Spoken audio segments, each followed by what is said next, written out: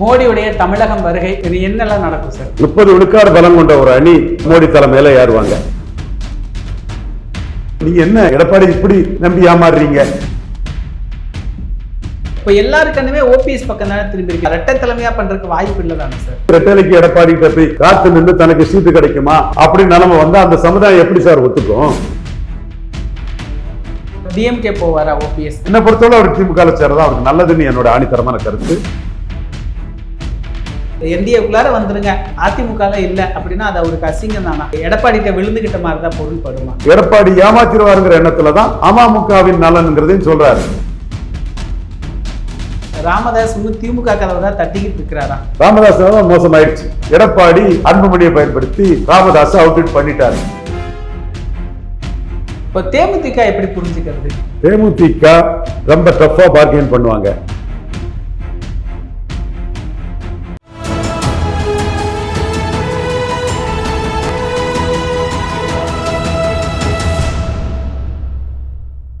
தமிழரம் நேயர்களுக்கு வணக்கம். இன்று நம்மிடையே அரசியல் விமர்சகர் திரு ரவீந்திரன் துரைசாமி அவர்கள் இணைந்துள்ளார். சார் வணக்கம் சார். வணக்கம் தம்பி. எப்படி இருக்கிறீங்க சார்? நல்லா இருக்கு தம்பி. நல்லா இருக்கீங்களா? ரொம்ப நல்லா இருக்கிறேன் சார். மோடியுடைய தமிழகம் வருகை இது என்னெல்லாம் நடக்கும் சார்? 30 விழுக்காடு பலம் கொண்ட ஒரு அணி மோடி தலைமையில ஏறுவாங்க. நான் பார்லிமெண்ட் மையமா வச்சு பண்றேன். அசம்பிளியில அந்த கட்சியின் தன்மை மாறினதுனால 13 விழுக்காடு ஓட்டு ஓபிஎஸ் அடி வாங்கிட்டு மீண்டும் ஓபிஎஸ் சேர்த்தாலும் அது வராது. ஓபிஎஸ் இரட்டை தலைமையா சேர்த்தா ஓரளவு அது வரலாம். 50-50 அந்த உரிமையை முக்குலத்தோருக்கான அந்த உரிமையை கொடுத்தா வரலாம். முக்குலத்தோர் பொலிட்டிக்கல் வைப்ரண்ட் கம்யூனிட்டி இதெல்லாம் ஏமாற மாட்டான். சோ இதுல 30 விழுக்காடு பலம் கொண்ட ஒரு அணிக்கு ஒரு முக்கிய நம்பர் 1 பிரச்சார பீரங்கியாட்டு மோடி வாராரு. 8 முறை வர்றதா சொல்றாங்க. பல முறை வாராரு. Modi will never accept defeat. தோத்து போன தமிழ்நாட்டில் மீண்டும் ஜெயிக்கணும்னு உறுதிபட நிற்கிறாரு. நாங்களும் அவர் 2029 மக்களவை தேர்தலில் வெற்றி பெறதுக்கு பல வியூகங்களை வகுத்து மோடி ஏமாந்துடக்கூடாதுங்கிறத மெயினா 2024 எடப்பாடி இதெல்லாம் உள்ள ஒரு இது வச்சு அப்போ மோடிக்கு லாயலிஸ்டான டெல்லியை சேர்ந்த ஒரு நண்பர் டெல்லியில வச்சு என்கிட்ட ஒரு ஐபி ஆபீஸ்ல வச்சு என்கிட்ட சொன்ன ஒரு இது மோடிக்கு ரொம்ப விசுவாசமான ஒரு நண்பர் தான். ஒரு பெரிய லெவல்ல இருக்கட்டும். நீங்க என்ன எடப்பாடி இப்படி நம்பி ஏமாறுறீங்க? அவரு பாஜக கூட வரமாட்டாருங்க, கலத்தி விட்டுருவாருங்க, அவர் இல்லாம மோடிக்கு ஏதாவது பண்ண முடியுமா பாருங்கன்னு தான் சொன்னாரு. அப்ப அந்த கட்டத்துக்குள்ளதான் நம்ம ரெட்டலையை ஃப்ரீஸ் பண்ணணும்னு சொன்னோம். பட் அவங்க ஃப்ரீஸ் பண்ணல. நாம சொன்ன மாதிரி எடப்பாடி பாராளுமன்றத்தில் டிச் பண்ணிட்டு போயிட்டாரா இல்லையா? இப்பவும் எடப்பாடி 29 மோடியை டிச் பண்ணாம இருக்கிறதுக்கு என்ன வியூகம் என்னங்கிறத நாம பார்த்து இது பண்றோம். நம்ம ரிப்போர்ட்டை கொடுத்துட்டோம். இப்போ இருக்கக்கூடிய இந்த அணி 30% வாக்குக்கு தான் ஒருத்தான அணின்னு மோடிகிட்ட கொடுத்துட்டோம். மோடி 29 மையமா வச்சு நம்ம கருத்துக்களுக்கு முக்கியத்துவம் கொடுப்பாரு. பட் இந்த அணியை பலப்படுத்தி இந்த அணி நல்லா பெர்ஃபார்ம் பண்ணுங்கிறதுல மோடியும் பாசிட்டிவா இருக்கிறார். இப்போ எல்லாருக்குமே ஓபிஎஸ் பக்கம் தானே திரும்பி இருக்கு. நீங்க சொன்ன மாதிரி மறுபடியும் அதிமுக வந்தாலும் அவர் ஓட்டை டிரான்ஸ்ஃபர் பண்ண மாட்டாரா? ரெட்டை தலைமையா பண்றதுக்கு வாய்ப்பு இல்லை தானே சார்?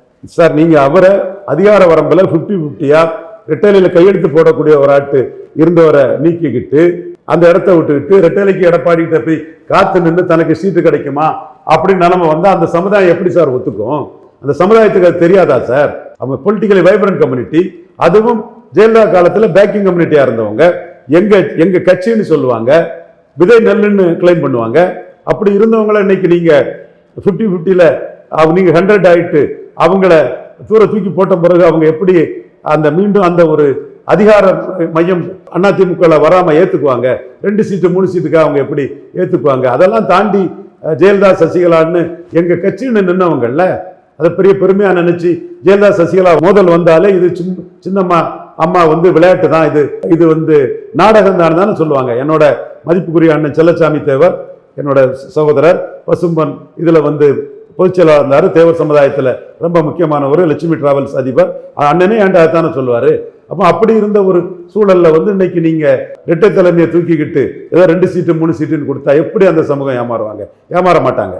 அதுக்கடையில பசும்பன் தேவரையாவுக்கு பாரத ரத்னா கொடுக்க ஒரு மூவ் இருக்குன்னு சொல்றாங்க. நான் அதை வரவேற்கிறேன். அதை நான் எழுத்து பண்ணல. நான் அந்த இடத்துக்குள்ள நீங்க வரும் நாட்கள்ல ஐயா இந்துக்களின் காவலர் தாளிங்க நாடாருக்கும் கம்ப்யூட்டர் கல்வியில் புரட்சி செய்த சிவ நாடாருக்கும் கொடுக்கணுங்கிற ஒரு கோரிக்கையை தான் நான் வைக்கிறேன். அதை என்னைக்கும் வைப்பேன். அது என் உரிமை. அதை நான் வைக்கிறதுக்கு யாருக்கும் தயங்க மாட்டேன். பட் இதை நான் எதுக்குறேங்கிற மாதிரிலாம் வதந்தி பரப்பது தவறு. கரீஷ் ஒரு தம்பி மறைமுகமா அந்த வதந்தியை பரப்புறாரு. இப்போ எப்படி சார்? இப்போ அவர் என்டிஏக்கு வந்துட்டாரு, என்டிஏக்குள்ளார வந்துருங்க, அதிமுக இல்லை அப்படின்னா அது அவருக்கு அசிங்கம் தானா? அவரு எடப்பாடிட்ட விழுந்துகிட்ட மாதிரி தான் பொருள் படுமா?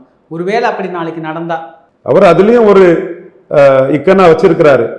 அமமுகவின் நலனுங்கிற கருத்தை சொல்றாரு. தன்னை சுத்தி நிற்கக்கூடிய மாணிக்கராஜா, இவர் வேலு கார்த்திகேயன், என் நண்பர் வேலு கார்த்திகேயன் ரொம்ப தெளிவான சிந்தனையாளர், உணர்ச்சி வசப்படாம கருத்துக்களை சொல்லக்கூடியவர், பார்க் கவுன்சில்ல மிகப்பெரிய பொறுப்பில் இருக்காரு. இன்னும் பெரிய பொறுப்புகளில் வரதுக்கு வாய்ப்பும் தமிழ்நாடு முழு ஆதரவு உள்ள என் நண்பர் வேலு கார்த்திகேயன், தேர்போகி பாண்டியன் ஒரு செல்வாக்கான ஒரு தலைவர், இப்படிப்பட்ட பலரும் அவங்கள்ட்ட இருக்கிறாங்க. அவங்களுக்கு டிக்கெட் வாங்கி கொடுக்கணும், தன்னை நம்பி வந்தவங்களுக்கு ஒரு வழிகாட்டணுங்கிறதெல்லாம் தினகரனுக்கு ஒரு பார்வை இருக்குது. இதன் அடிப்படையில் தான் அவர் நகர்றாரு. இதுல எடப்பாடி ஏமாத்திடுவாருங்கிற எண்ணத்துல தான் அமமுகவின் நலன்கிறதையும் சொல்றாரு. ஒரு ராஜ்யசபா 9 அசம்பிளிலாம் இன்னைக்கு சில கருத்துக்கள் வருது. இது கன்ஃபார்ம் அன்கன்ஃபார்ம் நியூஸ் தான், என்ன வருதுன்னு தெரியல.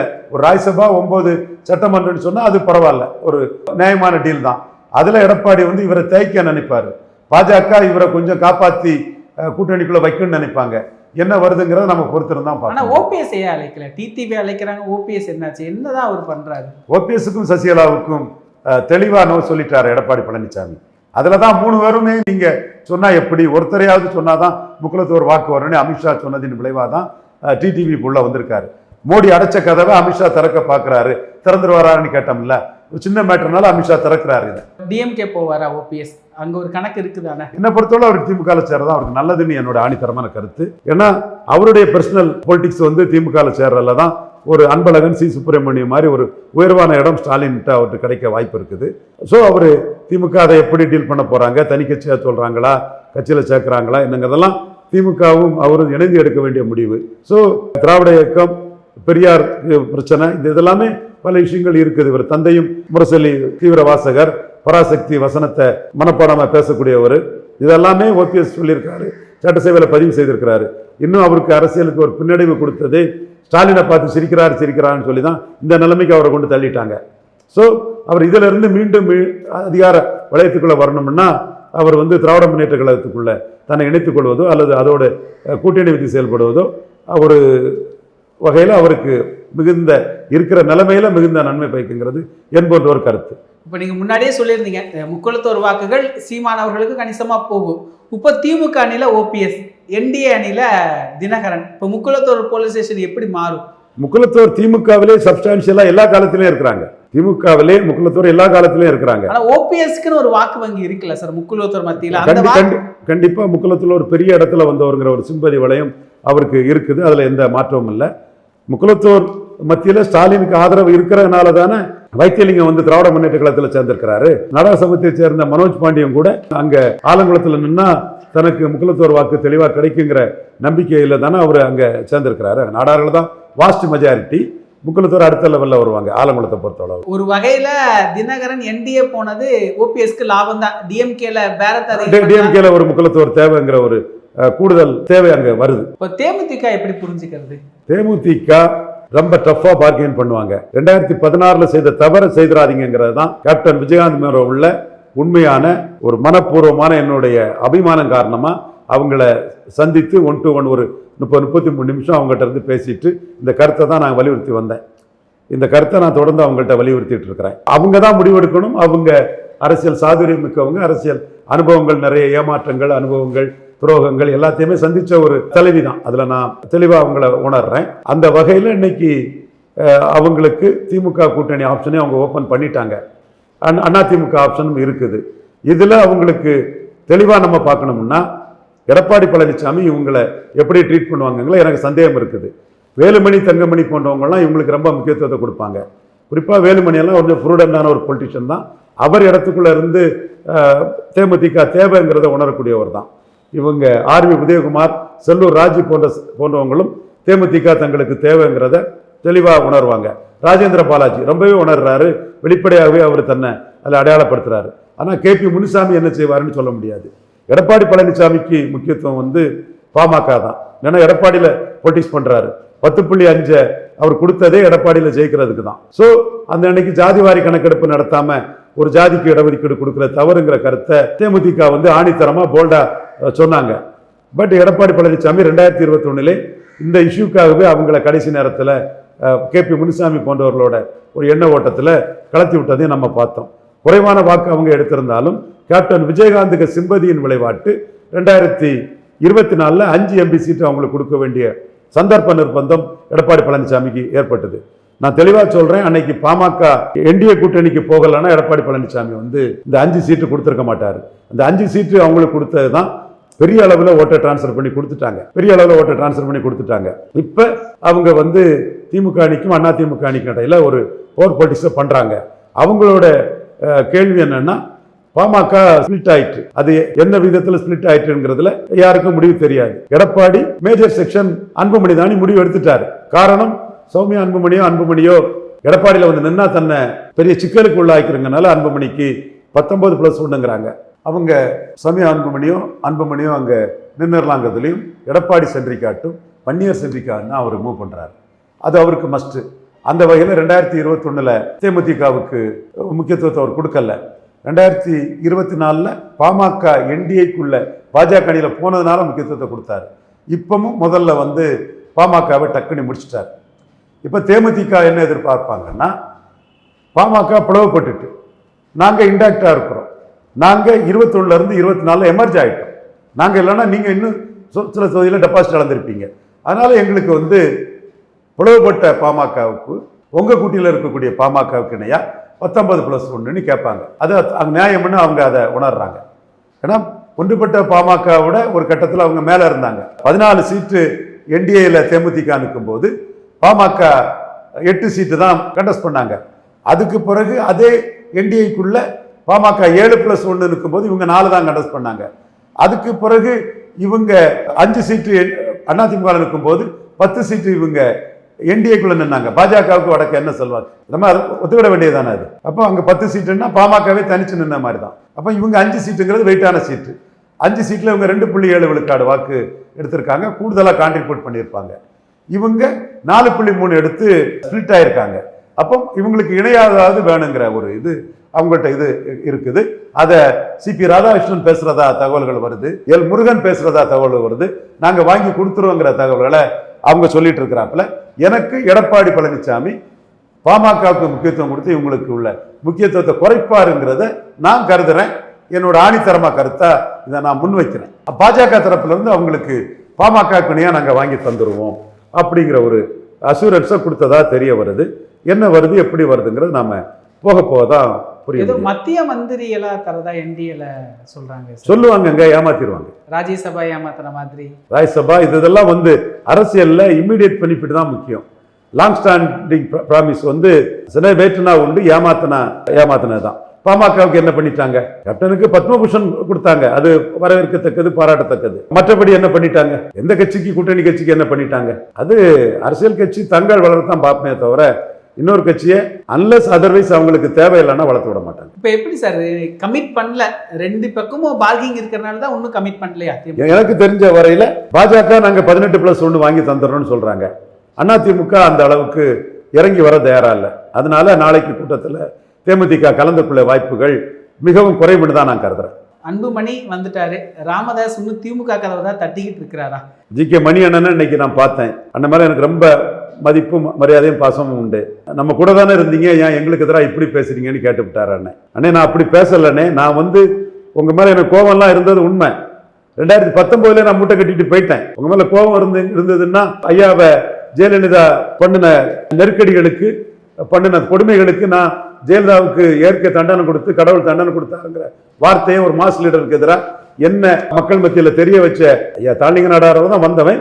தமிழக அளவில் தெரிய வச்சது டாக்டர் ராமதாஸ் தான். அவருக்கு விசுவாசமான அந்த கருத்தை நான் சொல்லுவேன். நானே நான் யதார்த்த உண்மையை சொல்றேன். பாமக நிலைமை மோசமாயிடுச்சு, ராமதாஸ் நிலைமை மோசமாயிடுச்சு. எடப்பாடி ராமதாஸை காலி பண்ணுவோன்னு அன்புமணிக்கு 19+1ங்கிறாங்க, 18+1ங்கிறாங்க கொடுத்துட்டாரு. மேஜர் சங்க் லைன் ஷேர் வந்து அன்புமணிகிட்ட தான் இருக்குன்னு எடப்பாடி முடிவெடுத்துட்டாரு. இன்னும் ஒண்ணு என்னன்னா, அன்புமணி ஆன்டி டிஎம்கே பண்ணார். அப்போ இது நமக்கு பொருந்தும் இந்த கூட்டணி அப்படின்னு அவரு அன்புமணிய டீல முடிச்சிட்டாரு. இது வந்து டாக்டர் ராமதாஸுக்கு இப்போ லெப்ட் இன் லர்ஜி, கூட்டணியே இல்லை. இப்போ ஆண்டிபடம் சிவசங்கர் போன்ற வன்னிய சமூக தலைவர்களே கூட அவங்க பவர்ஃபுல் ஸ்ட்ரென்த்தா இருக்கிறாங்க. இது ஒரு அச்சம் அவங்களுக்கே இருக்குது. பாமக விசிக உள்ள வந்தா 2011 மாதிரி போயிருமோன்னு அந்த எண்ண ஓட்டம் வந்து சரிதான். மு.க. ஸ்டாலின் தெரியாதவர் இல்லை, 2011 பார்த்தவர். அப்போ திருமாவளவனுக்கு ஒரு வடசமலத்தின் வெற்றி பெறா இருக்கிறாரு சகோதரர் திருமா. அவரோட ஒரு இசைவு இல்லாம பாமக உள்ள எடுக்கிறதுல வந்து அவங்களுக்கு பெரிய சிரமம் இருக்குது. அப்ப இது வாழ்க்கையில இல்லாத ஒரு இதை வந்து டாக்டர் ராமதாஸ் சந்திச்சுட்டாரு. நான் இது என்னுடைய இதாட்டு நான் கருதல. என்னோட ஒர்க்கை பாமகவுக்கு எதிராக 19ஓட நான் மூட்டை கட்டிட்டேன். 9ல் கேப்டன் விஜயகாந்தை பயன்படுத்தி நான் 98ல் அதை கூட்டணி வாய்ப்பு ஏற்படுத்தி கொடுத்தேன். கலைஞரை மீறி கலைஞர் அழிக்க நினைக்கும் போது, கலைஞர் காலி பண்ண நினைக்கும் போது கலைஞரே ஷாக் ஆகி என்னை கண்டு முரசொலியில் எழுத பேட்டி கொடுக்க அவரு கொள்கையற்ற ரவீந்திரன் துரைசாமி பொருந்தா கூட்டணியை உருவாக்கிட்டாரு. அது இதுன்னு சொல்லும் போது நான் எண்ட் ஜஸ்டிஃபைஸ் மீன்ஸ்ன்னு காங்கிரஸ் இந்திரா காங்கிரஸ் திமுக கூட்டணி தான் பொருந்துமா, பாமக அண்ணா திமுக பொருந்தாதான்னு கேட்டு 4 சீட்டை 5 சீட்டா வாங்கி கொடுத்தேன். அதுக்கு எனக்கு டாக்டர் ஐயா ரிவார்ட் பண்ணலைங்கிற கோபம் இருந்தது. அதை 2009 கேப்டன் விஜயகாந்தை முன்னிறுத்தி விஜயகாந்தை காட்டி கலைஞருக்கு ஒரு அரசியல் ரீதியான திரட்டை கொடுத்து விஜயகாந்த் ஜெயலலிதா கூட்டணி சேர்ந்தாங்கன்னா 40 போயிடும், தலையே போயிடும், 40 சீட்டும் போயிடும். ராமதாஸ் சேர்ந்தா ஒரு கைகால் தான் போகும், ஒன்றும் பெரிய பிரச்சனை இருக்காது, உயிர் பிழைச்சு விடுவீங்கிற மாதிரி சொல்ல அவர் ராமதாஸ் ஜெயலலிதா அம்மையார் கூட்டணியில மடியில கட்டிட்டாரு. அதுல ராமதாஸ் அன்னைக்கு 2009 வீழ்ந்தாரு. நம்மளோட அரசியல் மதிநுட்பம் கேப்டன் விஜயகாந்தை பயன்படுத்தி நாம பண்ண விளையாட்டு. அதை தாண்டி பிற்படுத்தப்பட்ட சமூகங்களை உடையார் யாதவர், அன்பாளன் யாதவ், கிருஷ்ணகாந்தன் யாதவ் இவங்களெல்லாம் பயன்படுத்தி மனித நீதிக்கு அடிப்படையில் நாம செய்த ஒரு அரசியல் விளையாட்டு டாக்டர் ஐயாவுக்கு ஒரு பெரிய வீழ்ச்சியை கொடுத்து, என்றாலும் அவர் வில்போர் உள்ள ஒரு பணியண்ண மகன் தமிழ்குமரனை நிறுத்தி பெண்ணகரத்தில் எழும்பினார், வில்போரோட எழும்பினார். நான் மத வன்னியருக்கு அவர் உறுதியானவருங்கிறத நான் என்னைக்குங்க நான் மறுத்து பேசினேன். கூட்டணியை நான் ஏற்படுத்தி கொடுத்தேன், அதர் காஸ்ட் எதிர்ப்பை நான் டைல்யூட் பண்ணி கொடுத்தேன். அந்த 2க்கே நீங்க எனக்கு ரிவார்ட் பண்ணல, அதுக்கு நான் மனித நீதிக்கு மனிதன்னு செயல்பட்டேன்னு சொன்னேனே தவிர ஐயாவுக்காக ஜெயலலிதாவே நான் எவ்வளவுக்குள்ள ஏசி இருக்கிறேன். ஒரு சமுதாயத்துக்கு ஐயா செய்த மாதிரி ஒரு இதை யாரும் செய்ததில்லை, இந்தியாவிலே இல்லை. அது உண்மை நிலைமை தானே. அதுக்கு பிறகு அவரு 11ல் ஒரு பொருந்தா கூட்டணி வந்தாலும் அவரு ஃபோர்ஸா நின்னாரு. அப்புறம் அன்புமணியை சிஎம்ஆ சொல்லி 5.5 விழுக்காடு வாக்கு எடுத்து ஒரு வில்போரோட தாக்கு பிடிச்சாரு. இதை கூட நான் சொல்லியிருக்கேன். மற்ற கட்சிகள் தமாக, மதிமுக, தேமுதிக எல்லாம் பலத்துல இருந்து குறைஞ்சிட்டாங்க, நீங்க அதே பலத்தோட இருக்கீங்கன்னு உண்மையை தானே சொன்னேன். எத்தனை தடவை சொல்லியிருப்பேன், எத்தனை தடவை ஐயாவுக்கு சாதனையை நான் சொல்லியிருப்பேன். என்னோட கடைசி கட்ட பாமக எதிர்ப்புங்கிறது 2019. அப்போ ஜான் ஆரோக்கியசாமி என் கூட இருந்தே எனக்கு என்னோட எண்ண ஓட்டத்துக்கு துரோகம் பண்ணி காங்கிரஸுக்கு பாமக இருந்தாதான் 40 வரும்ங்கிற அந்த சர்ச்சி, அந்த மதமாற்ற அந்த மிஷினரி சென்டிமெண்ட், அதுல வந்து அவரு உள்ளடி வேலையை பண்ணி நான் என்ன பண்றேங்கிறத பார்த்துக்கிட்டு காங்கிரஸ் வந்து பாமகவை சேர்த்தரணும்னு கடுமையா விளையாடினாரு. இப்பவும் விஜயை பால்படுத்தி வச்சிருக்காரு இல்லையா மோடி கிட்ட, விஜய் மிஷினரி ஆளு, ராகுல் காந்தி ஆளுங்கிறத எஸ்டாப்ளிஷ் பண்ணி விட்டு, அதே வேலையும் மீறி நாம சுனில் கனகூலு, அவரும் நாயுடு தான் நினைக்கிறேன், சுனில் கனகூலு அவரோட உதவியோடையும் திமுக குடும்பத்தில் சேர்ந்த கனிமொழி எம்பி போன்றவங்களோட உதவியோடும் சுனில் கனகூலு ஸ்டாலினை கரெக்டா சொன்னதுனால முடிவெடுக்கக்கூடிய ஸ்டாலின் பாமக தேவையில்லைங்கிறத தெள்ள தெளிவா முடிவெடுத்து அவர் வந்து அந்த எதிர்ப்பு ஓட்டு இருக்குன்னு தங்ககிட்ட இருக்கக்கூடிய வன்னியர்களுக்கு முக்கியத்துவம் கொடுக்கணும். ப்ரோ வன்னியர் நம்மளே ஜெயலலிதா பாணியில பண்ணினா போதும். அதுதான் இங்க மெயின். ப்ரோ வன்னியர் ஸ்டாலின், ஜெயலலிதாவுக்கு அந்த ப்ரோ வன்னியர் ஸ்ட்ராட்டஜியை நாம தான் கொடுத்தோம். 1999 முகமது ஆசிப்பும் எஸ் திருநாகரசு முதலியாரும் முகமது ஆசிப் உருது முஸ்லீமும் தோத்த பிறகு நீங்க வன்னியரை விட்டா ஜெயித்திருக்கலான்னு ஜெயலலிதா கிட்ட நாம பிரசன்ட் பண்ண அந்த வியூகம் தான் ஜெயலலிதா 8 வன்னியரை கேண்டிடேட்டா போட்டாங்க, 45 வன்னியரை கேண்டிடேட் போட்டாங்க. இந்த இடத்துலதான் ரவீந்திரன் துரைசாமியோட நேர்மையும் உண்மையும் ஜெயித்து நான் வன்னியர் சமூகத்துக்கு வந்து சமூக நீதியில பாதிக்கப்படுதுங்கிற ஒரு அடிப்படையில கன்னியாகுமரி தொகுதியில இருந்து தமிழ்நாட்டில இருந்து டாக்டர் தாளிங்க நாடார் ஐயா, தெய்வ திருமகன் தாளிங்க நாடார் மறைவுக்கு பிறகு டாக்டர் ராமதாஸ் கிட்ட வந்தவன். அந்த உணர்வுல ப்ரோ வன்னியர் பண்ணி ராமதாஸை வீழ்த்தணுங்கிற ஸ்ட்ராட்டஜியை ஜெயலலிதா கொடுத்தேன். அந்த ஸ்ட்ராட்டஜியில ஜெயலலிதா ராமதாஸை தோக்கடிச்சாங்க. பட் அவரு அன்புமணி தர்மபுரியில் ஜெயித்ததில் அவர் நின்னார். எல்லாமே வரலாறுங்க. இன்னைக்கு அவருக்கும் அன்புமணிக்குள்ள மோதல்ல எடப்பாடி கரெக்டா பயன்படுத்தி அந்த எடப்பாடிக்கும் ராமதாஸுக்குள்ள மோதல்ல அன்புமணிய ஒரு பெரிய த்ரெட்டா கருதாம அன்புமணிய அரவணைச்சு ராமதாஸ எடப்பாடி காலி பண்ணிட்டாரு. ராமதாஸுக்கு கூட்டணி வர்றதுக்கு வாய்ப்பு இல்லைங்கிற கருத்தே எடப்பாடி எண்ண ஓட்டங்கள்ல இருக்குது. அப்ப இந்த அரசியல் களம்ங்கிறது பல அப்ஸ் அண்ட் டவுன்ஸ் பலருக்கும் கொடுக்கும். பெரிய வில்போர் உள்ள தலைவர் தான் டாக்டர் ராமதாஸ். பட் வயது போராடக்கூடிய முடியாத நிலைமை. நான் உண்மையிலே யானை புலியில விழுந்தா எறும்பு மண்ணெளி வீசும் போடுமாங்கிற லெவல்ல டாக்டர் ஐயாவை நான் பார்க்கல. மனப்பூர்வமா சொல்றேன். அவர் எனக்கு கொடுத்த முக்கியத்துவத்திலையும் என் அறிவு குண்டிலிட்ட விளக்கா புலப்பட செய்யறதுக்கும் அவர் செய்யறதுக்கும் நான் நன்றியோட தான் இருக்கிறேன். ஆனா யதார்த்த சூழலை நான் மறைச்சி பேச முடியாது. அதுதான் யதார்த்த உண்மை. இன்னைக்கு வந்து அவர் நிலைமை என்னன்னா, பதவி இல்லாம பெரிய தலைவரா இருந்தவர் அன்புமணியை ஃபைட் பண்ணதுக்கு அவரு பாமக தலைவராக இருக்க வேண்டிய நிலைமை வந்துட்டு. ஏன் மணியண்ணன் கட்சியில வந்து தலைவராக இருந்தவர், செயல் தலைவராக இருந்தவர், இன்னைக்கு மணியண்ணனுக்கு பொசிஷன் என்ன? அப்ப இந்த நிலைமை, மணியண்ணன் டாக்டருக்கு விசுவாசம் தான், டாக்டர் மணியம்மன் நல்லா தான் மதிச்சுட்டு இருக்கிறாரு, அதுக்குள்ள வரல. ஆனா இன்னைக்கு டாக்டர் தலைவர், காந்திமதி செயற் தலைவர், மணியண்ணனுக்குள்ள பொசிஷன் இருக்குது என்றாலும் அவருடைய வரலாறு பெருசு. ஆனா மகனால இப்படி ஒரு பின்னடைவு அடைவாருன்னு யாரும் எதிர்பார்க்கல. எவ்வளவு பெரிய தலைவருக்கும் காம்ப்ளசன்ட் ஆட்டிடியூட் வரும். நாடார்களுக்கே பிரதிநிதித்துவம் கொடுக்க கூடாது, நம்ம ஏசி பிரசிடென்ட் ஆனாலும் பக்தவச்சல அமைச்சரவையில நாடாரை சேர்க்கக்கூடாது, நம்ம அமைச்சரவையில நாடாரை சேர்க்கக்கூடாது, சேர்த்தா அணி நாடார் பண்ணி நமக்கு எதிராக வாக்க திருப்பதுக்கு வாய்ப்பு நினைச்ச காமராஜர் அவர் விருதுநகர் இருக்கும் போது கவனக்குறைவா சிவகாசிலையும் ஐயநாடாருங்கிற நாடார் கேண்டிடேட்டை விட்டார். எஸ்ஆர் நாயுடு விட்டுருப்பாருன்னா விருதுநகருக்குள்ள மெஜாரிட்டி நாயுடு தான். நாயுடு ஓட்டு கூடுதல் ஒரு 5000 ஓட்டு கிடைச்சிருக்கும்னா அவர் தோத்திருக்க மாட்டார். வரலாற்றிலே மிகப்பெரிய அடி அதில் வாங்கிட்டாரு. கண்ணும் கருத்துமா நாடார் பொலிட்டிக்ஸால தனக்கு பாதிப்பு வரும்னு நாடார் எம்எல்ஏக்களை குறைச்சி நாடாருக்கு அமைச்சரவை பிரதித்துவம் கொடுக்காம எப்படியெல்லாம் கேர்ஃபுல்லா இருந்து பொலிட்டிக்ஸ் பண்ணவர். அவர் விருதுநகர்ல நிற்கும் போது தொடர் வெற்றிகளில் உள்ள அந்த ஒரு மிதப்புல காம்ப்ளசன்ட் ஆட்டிடியூட்ல விருதுநகர் பார்லிமெண்ட்டுக்கு ஐயநாடாருங்கிற நாடார் கேண்டிடேட்டை போட்டுட்டாரு. நாயுடு கேண்டிடேட் போடணும். பார்லிமெண்ட்டுக்கு வரக்கூடிய விருதுநகர்ல நாயுடுகள் தான் மெஜாரிட்டி. நீங்க பார்லிமெண்ட்டுக்கு நாயுடு போட்டிருந்தீங்கன்னா நாயுடு ஓட்டு கூட ஒரு 2000-3000 நாயுடு ஓட்டு உங்களுக்கு வந்தா கூட நீங்க ஜெயித்திருப்பீங்க. அப்ப எவ்வளவு கவனமா இருந்த ஒரு தலைவருக்கும் காம்ப்ளசன்ட் ஆட்டிடியூட்ல ஒரு கவனக்குறைவு, தவறு செய்யறது வரும். டாக்டர் ஐயா அந்த காம்ப்ளசன்ட் ஆட்டிடியூட்ல தவறு இழைச்சிட்டாரு.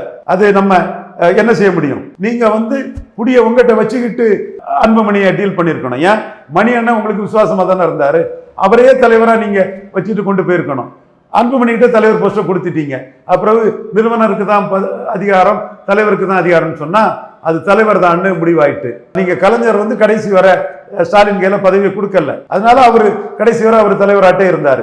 நீங்க கொடுத்துட்டீங்க, அது சிக்கிக்கிட்டு. இது என்னோட தவறும் இல்லை, எதுவும் இல்லை. நான் மனைவிங்கிற அடிப்படையில் 2019 வரை தான் இது பண்ணேன். இப்ப எனக்கு அதுக்குள்ள ஒன்றும் பெரிய இது இல்லை. மணியண்ணன் சொல்றது குற்றச்சாட்டு நியாயம் இல்லை. பட் ஒரு ஆதங்கத்துல மணியண்ணன் பேசினார். அது கூட சொன்னேன், அண்ணே உங்களுக்கு எதிரானவங்க கிடையாது, நீங்க ஒரு யூனியன் சேர்மனா சொந்த செல்வத்தோட வந்தீங்க, மற்றவனோட நீங்க நம்ம கட்சியில ஒரு நாடார் இருக்கான்னு பார்க்காம என்கிட்ட அன்பா இருக்கக்கூடியவங்க தான். ஐயா எனக்கு கொடுத்த முக்கியத்துவம் மகத்தானது, அதுக்கு நான் நன்றி கடன் பட்டவன் தான். யதார்த்தத்தை தானே பேசுறேன்னு நான் சொல்றேன். இதுல நான் ஒன்றும் பண்றதுக்கு இல்லை, இதுல நான் எதிராட்டும் இல்லை. நான் எதிர்னா நம்ம வெளிப்படையா சொல்லிக்கிட்டு தான் அந்த எதிரை நம்ம பண்ணுவோம். 19 வரை எதிராக இருந்தோம், அதுக்கு மேல டாக்டர் ஐயாவுக்கு எதிராக நான் எதுவுமே பண்ணல, பண்ண வேண்டியதும் இல்லை. என் மனசுல பட்டதான் அதுல பேசுறேன். எந்த ஒரு ஜாதிக்கும் ஐயா மாதிரி சர்வீஸ் பண்ணவங்க வரலாற்றுல யாரும் இல்லை. பட் இன்னைக்குள்ள யதார்த்த நிலைமை, எடப்பாடி அன்புமணியை பயன்படுத்தி ராமதாஸ் அவுட்விட் பண்ணிட்டார். நான் ராமதாஸ் எடப்பாடி அவுட்விட் பண்ணணும் தான் மனசார நினைச்சேன், பேசியிருக்கிறேன். பட் யதார்த்தத்தை தாண்டி நடந்ததுக்கு பிறகு நான் என்னத்தை பேசி கண்ணெதிர நடந்த விஷயத்தை மாற்றி மறித்து பேசி எதுவும் ஆக போறதில்லை. ராமதாஸ் வந்து கிரிப்பை விட்டுட்டாரு, பிடி போயிட்டுங்கிறதா உண்மை. நிகழ்கால அரசியல் குறித்து பல தகவல்களை பகிர்ந்து கொண்டதுக்கு நன்றிங்க சார். நன்றி தம்பி. இதே போன்று நிகழ்கால அரசியலின் சாரம்சங்களை அரசியல் ஆளுமைகளின் நேர்காணல் வழியே தொடர்ந்து காண தமிழ் நிறம் வலையொலியை சப்ஸ்கிரைப் செய்யுங்கள்.